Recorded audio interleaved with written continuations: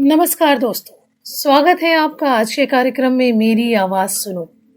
तो शुरू करते हैं आज की कहानी मेरी जुबानी।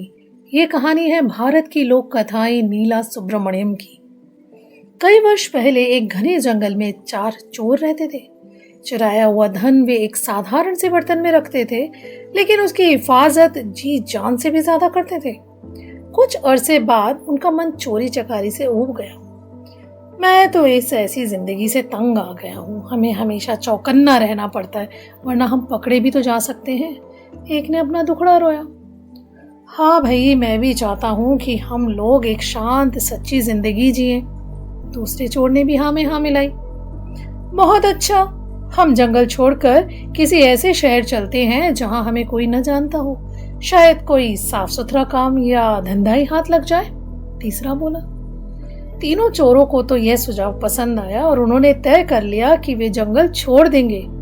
लेकिन चौथे चोर को अपनी जीविका के लिए कोई खरा धंधा करने की योजना ही पसंद नहीं आ रही। उस समय तो वह चुप रहा, लेकिन उसने बर्तन में रखे पैसे चुराकर भाग जाने का इरादा जरूर कर लिया।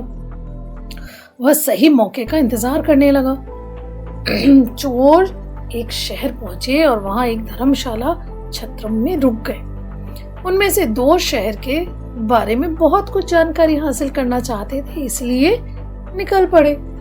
जल्द ही उन्होंने एक वृद्ध औरत को देखा और उसके घर में जो आरामदेह था वो उनके लिए ठीक लगा।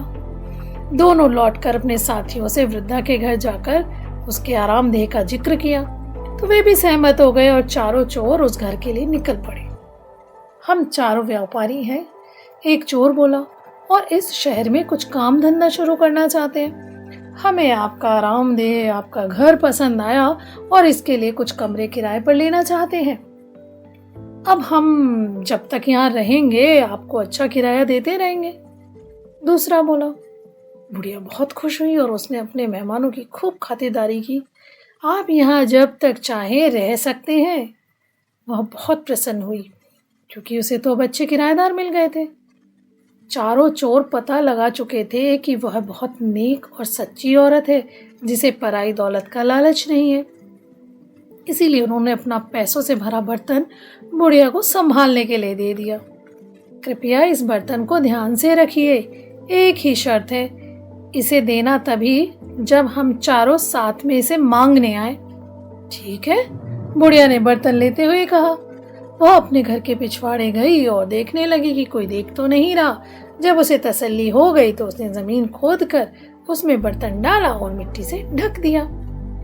चारों ओर कुछ काम धंधे के लिए, कुछ ढूंढने के लिए वे चोर तलाश करने शहर के लिए चल दिए।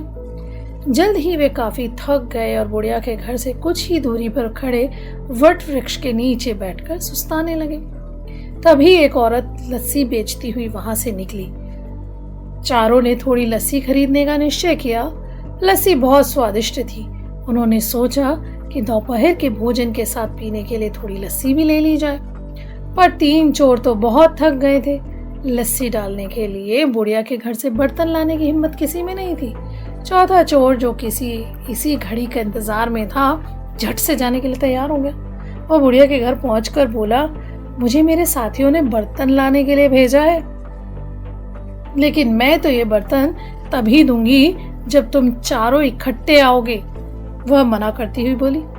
उस चोर के दिमाग में एक विचार आया, मेरे साथी यहाँ से कुछ ही दूर केले के पेड़ के तले बैठे हैं, आप खुद ही पूछ लीजिए। उसने राय दी। बुढ़िया घर से बाहर निकली। उसने तीनों को पेड़ के नीचे बैठे हुए देखा।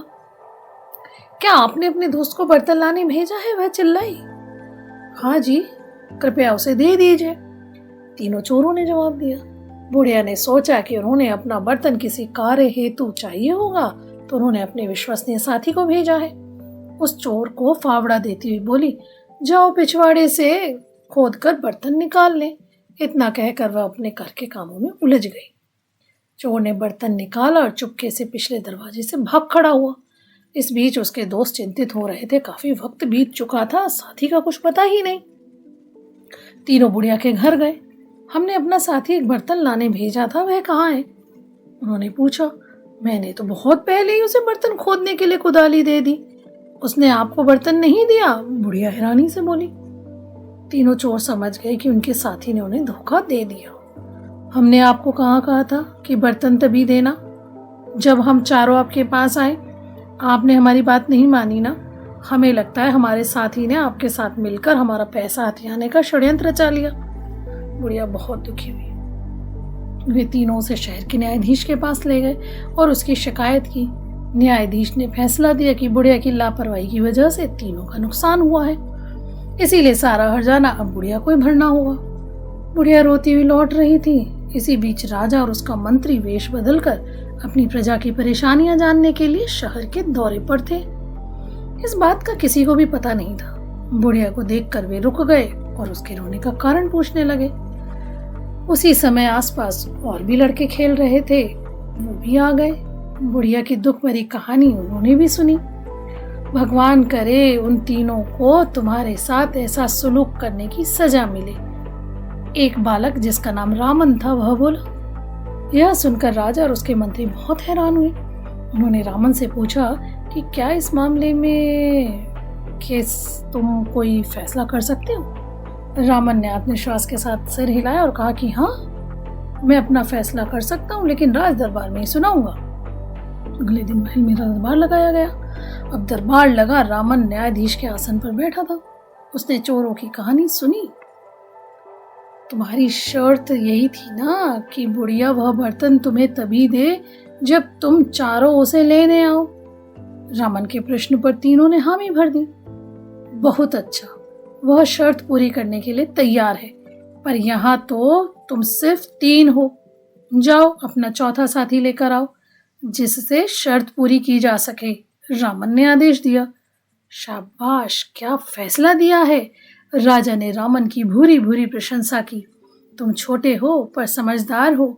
आज से तुम मर्यादा रामन के नाम से जाने जाओगे और हमारे दरबार में ऐसे मुकदमों के फैसले किया करोगे।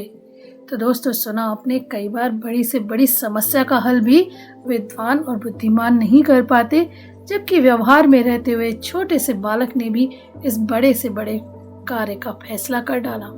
तो मिलते हैं अगली कहानी के संग। तब तक स्वस्थ रहिए, मस्त रहिए।